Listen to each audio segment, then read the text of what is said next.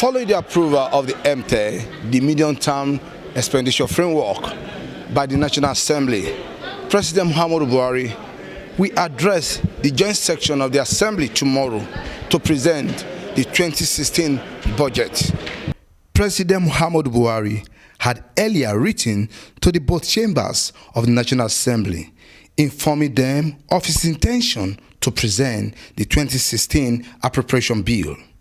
Nigerians from all walks of life have great expectation from President Buhari-led administration to address socio-economic challenges that is confronting the country.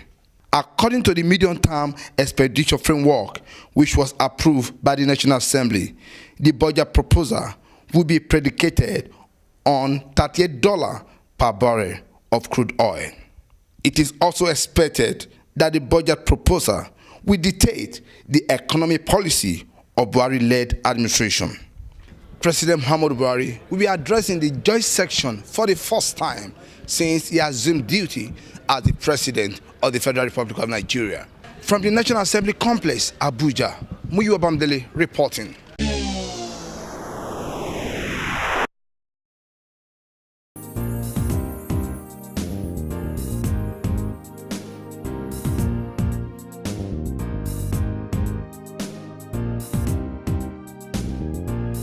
Barely 7 months into the reign of President Muhammadu Buhari as the President of the Federal Republic of Nigeria, Reverend Father Ejike Mbaka, the controversial priest who predicted the election victory of the Daura-born president, has finally visited him in his office at the Aso Rock Presidential Villa, Abuja.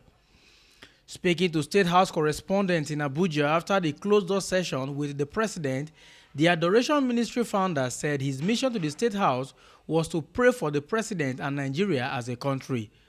We have come to commend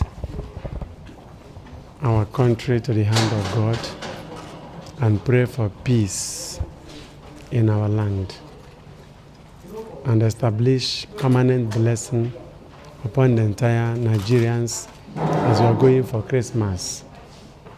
We wish to pray for spiritual revival. We wish to pray for economic revamp and for integral wellness and for moral probity in this country, commending the country to the Emmanuel, Jesus that is born. So we are commending the entirety of this Aso Rock to the hand of God. We commit the good vision and mission of the Mr. President to the hand of God. So we are here to commend Nigeria to Jesus so that it shall be well with our people, that heaven will celebrate Christmas for Nigerians, that this 2015 Christmas season, Nigerians will have a reason to say that God is great. When asked how he feels to be described as a controversial priest, Reverend Father Ejike Mbaka said that everyone is entitled to their opinion. I am always a happy man. People are free to say whatever. They don't need the recharge card to speak. They don't need to pour fuel in their mouth to talk. So they are free to say anything. And I'm also free to do what God wants me to do. So whoever wants to understand me as a controversial man, there's no trouble. So when God wants me to talk, I talk. When he wants me to be silent, I'm silent. I'm a messenger of God, serving people. His statement from the special advisor on media and publicity to the president, however, stated that President Muhammadu Buhari expressed his appreciation to the Catholic priest for his exemplary courage even in the face of persecution. From Abuja, I am Festus Ejiroge Nefifen for Ben Television.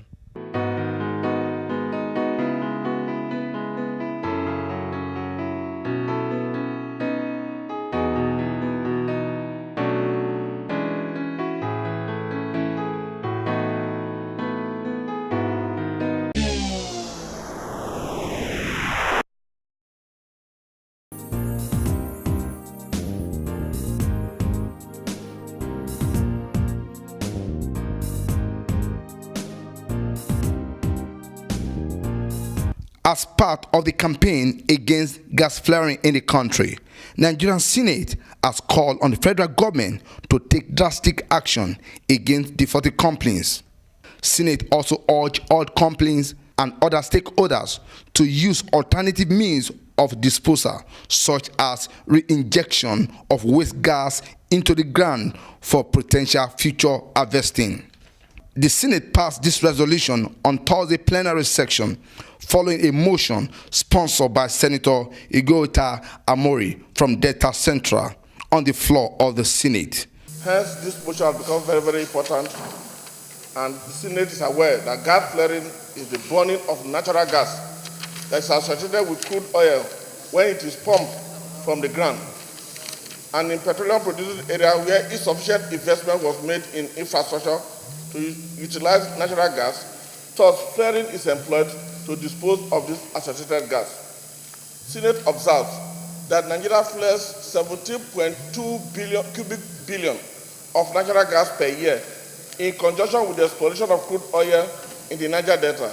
And this high level of gas flaring is equal approximately to 1/4 of the current power consumption of the African continent. Senate observes that gas flaring is currently illegal in most countries of the world, but gas flaring may only occur in certain circumstances, such as emergency shutdown, non-planned maintenance, or disruption to the processing system. After ruling on the resolution of the motion, Senate President Bukola Saraki said it is time for government to take action against gas flaring. Stakeholders to use alternative means of disposal such as re-injection of waste gas into the ground for potential future harvesting. Those in favor of prayer 3 say aye. Those against say nay. The ayes have it. Those mandate the Senate Committee on Gas and Niger Delta to conduct an oversight visit to all affected states of the Federation. Those in favor of prayer 4 say aye. Those against say nay. The ayes have it. There is no doubt about it that particularly now that with low price of oil, gas is a very, very precious commodity today, and it's unacceptable that it is being flared. We must put an end to this. We have discussed this many a times. Many motions have come on this issue. I think it's time for action. The Committee on Gas, particularly and the petroleum, we must pass the relevant petroleum industry bill as related to gas flaring. We must pass it, and in the meantime, we must make examples of companies in this area. This issue of gas flaring must stop, and I think it is our responsibility, nowhere else in this eighth chamber, to do that. While speaking with Ben Television after the plenary section, Senator Amori gave the assurance that the resolution of his motion will be implemented. I'm 100% sure that this one will not be kept in the cooler because, like I said, the president just came from France. He was part of over 200 countries that are signed into reducing this global warming through reduction in gas flaring. And of course, the country has agreed, part of the proposal, part of their own presentation to the international community, that they will do everything humanly possible to reduce it to, I think, about 2% or so. I don't know. They have a limit of about 2, which is what they have all signed into now. So that is Nigeria's own proposal. And every country is bound to try and make their own contribution for it to reduce this gas flaring, so that the effect, because the effect is too devastating, not just to Nigeria, to any country in the world, because the climatic change has become so obvious. It's not just within one country. When you flare the gas, the effect could also be somewhere in Europe, could be anywhere. From National Assembly Complex, Abuja, Nigeria, Muyiwa Bamdele reporting.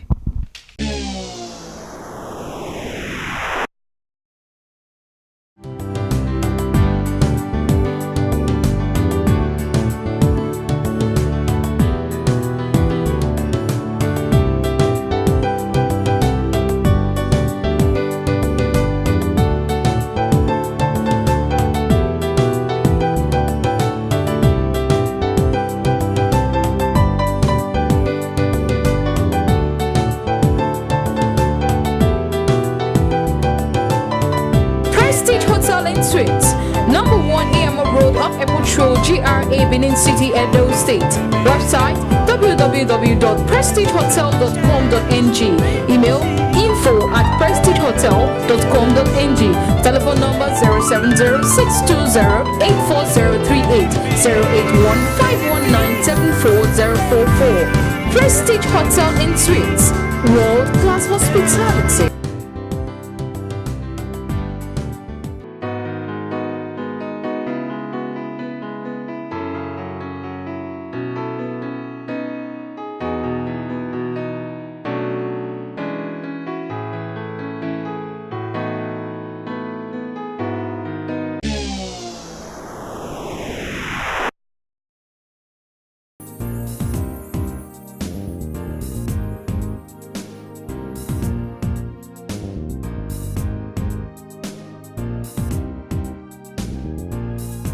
Journalists and media practitioners in Nigeria have been called upon to always put professionalism and national interest first in the discharge of their duties so as not to mislead those that look up to them for information and opinion molding. This was the position of experts and stakeholders in the change administration of President Muhammadu Buhari at the just concluded 3 days retreat for State House correspondents in Kaduna, northwest Nigeria, with the theme Journalism and the Change Mantra, State House in Focus. Gentlemen of the press, is the challenge that we face. And as those that report on the presidency and the ones closest to the centers and loci of power, it is really up to you to make this change succeed or fail. The APC succeeded in defeating the PDP due to the contributions to a large extent of a mobilized citizenry, the result of the efforts of the Nigerian media. But the job is not done, gentlemen. The job is just beginning. My friend Noor Ibabu once said, when you fight corruption, it fights back. It will fight back. And you are the tools that will be used to fight back. Gentlemen, you have to take a decision whether to take sides with the advancement of the public interest, to take sides with Nigeria and Nigeria's future, or to compromise and be comfortable today for a tomorrow that is worse.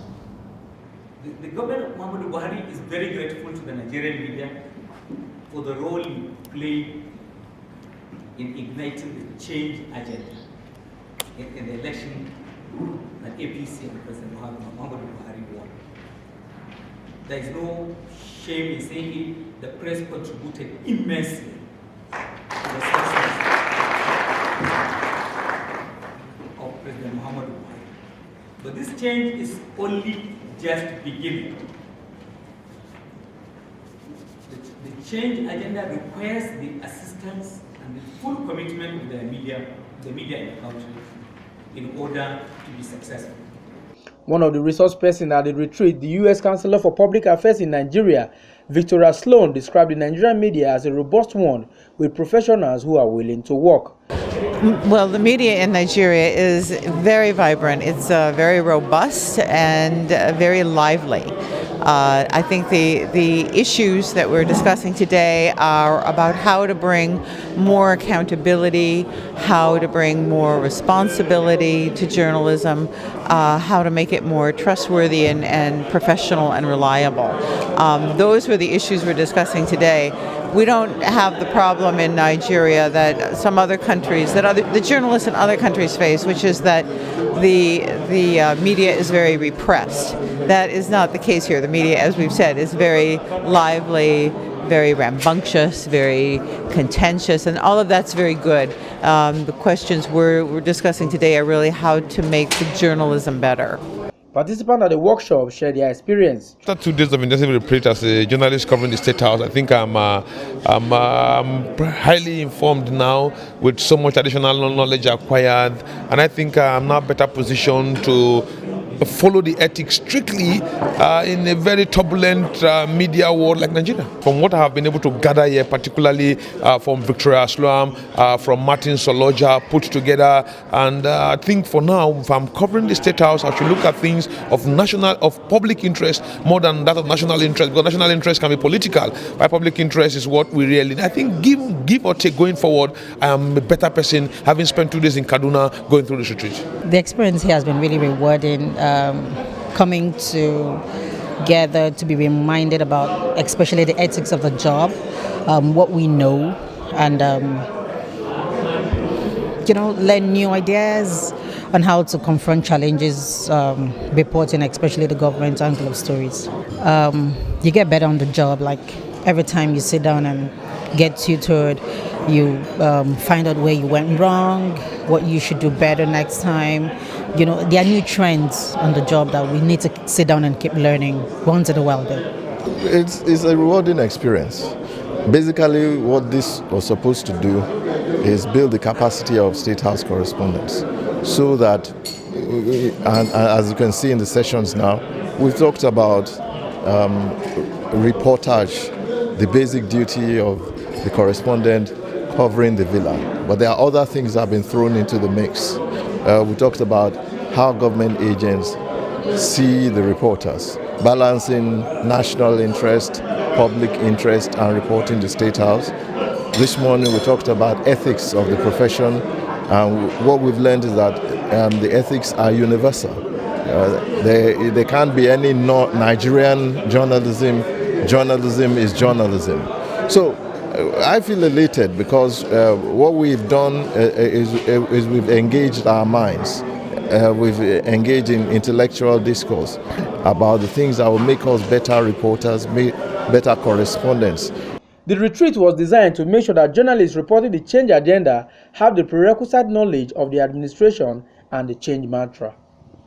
With the theme, journalism and the change mantra, State House in focus, journalists, especially correspondents that cover the State House that has been here for about 2-3 days, have been able to learn 1 or 2 things that will make their job better.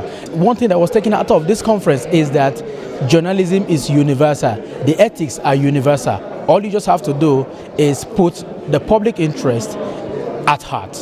From the city of Kaduna in northwest Nigeria, I am Festus Ejiroga Nefifen for Ben Television.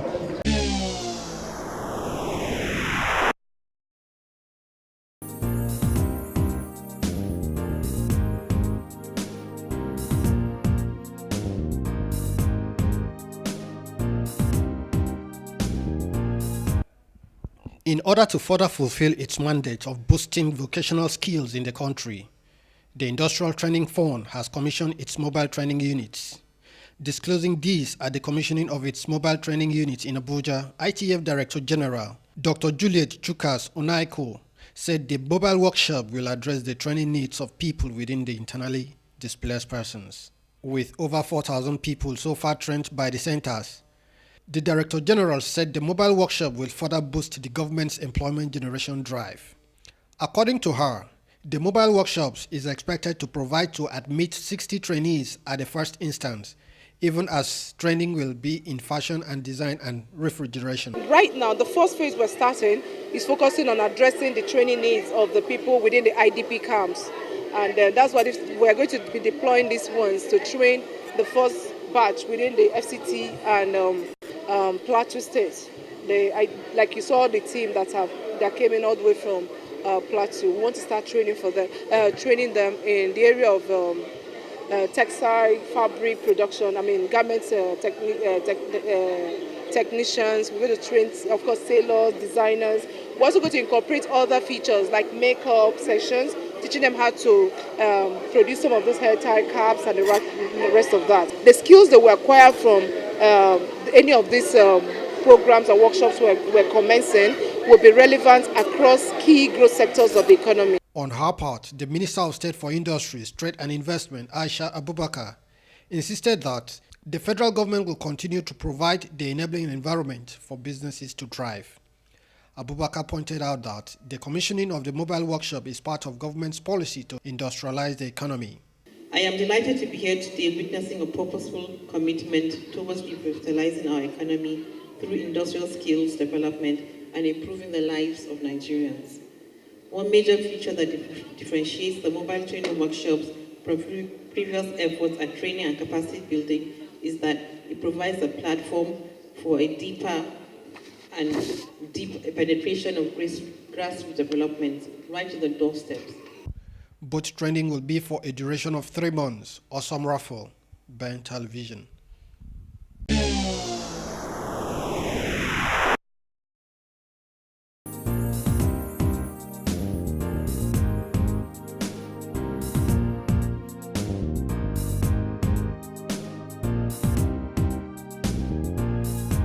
In an effort to ensure that the National Assembly speeds up the passage of the Petroleum Industry Bill to become law, the Civil Society Legislative Center (CISLAC) have called on federal government to ensure that relevant stakeholders are provided with ample opportunities to engage and make input in the proposed bill. The Executive Director of CISLAC, Musa Awa Rafsanjani, made the call at a press conference on extractive transparency in Abuja. The Executive Director, represented by Kolawole Banwo, said that Nigeria is losing about $15 billion annually due to non-passage of the bill into law. The unbundling of the NNPC to separate its commercial and regulatory function to make it more efficient and accountable is a position we have canvassed in our August statement. Therefore, its proposal in the proposed PIB is a welcome development. We call on the federal government to ensure that relevant stakeholders and citizens are provided with ample opportunity to engage the bill, make inputs and interrogate its provision before it becomes law. The National Assembly, particularly as the representative of the people, should ensure that this becomes a reality. Civil society is poised to constructively engage this process to ensure that the people's expectations are captured in the bill when it becomes law. We call on all relevant stakeholders to work towards ensuring that the passage of the law is expedited. We call on all relevant stakeholders to work towards ensuring this. They also called on government to introduce drones and associated technologies to address oil theft in Nigeria.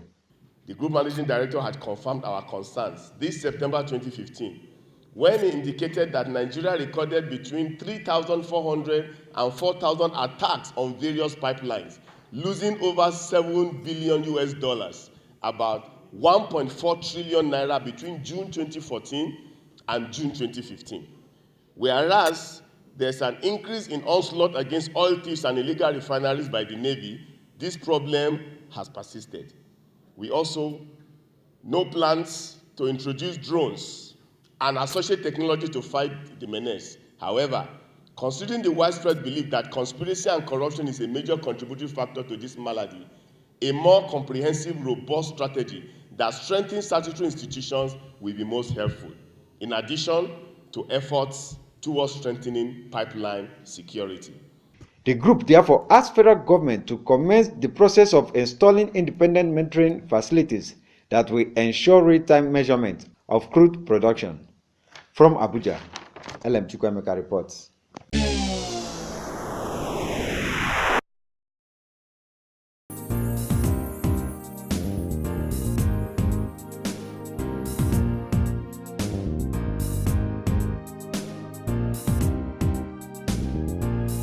One of the leading hospitality companies in Nigeria, Nanet Suit, has donated clothing materials, food items to the internally displaced persons in the Federal Capital Territory, Abuja. Over 1,500 IDPs are currently in the camp located in Durumi, Abuja. Speaking with Ben TV on the rationale behind the visit, Nanet Suit Sales and Marketing Manager Tiene Akpabio said the visit to the camp was part of its activities to celebrate the company's vice chairman, Nancy Akpabio, who turned 80 this month. One of the founders of the company, Mrs. Nancy Akpabio, turned 80 this year, and as part of her birthday celebration, she wanted the company, that's Nanet Hotels Limited, not just Nanet Suites, to go to at least one of the IDP camps to spend time with them, and we donated some items, some clothes, some toys for the children, some food items, a lot of food items as well for them.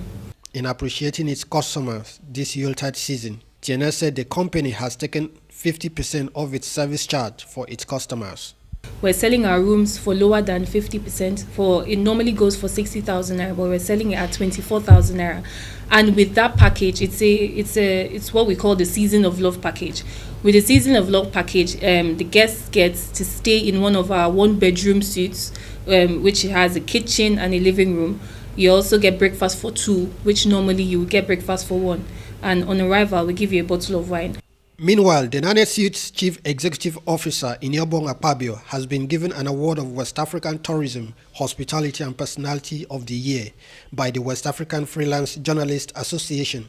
Akpabio, who expressed his delight, hoped that soon Nane Suites will establish its presence across the West African region. It's just a motivation for us to do more. So I hope sooner than later, Nanette will have a presence in Accra and hopefully to other parts of Africa. Also given an award is the General Manager, Independence Television, Leo Onwodi. Awesome raffle, Ben Television.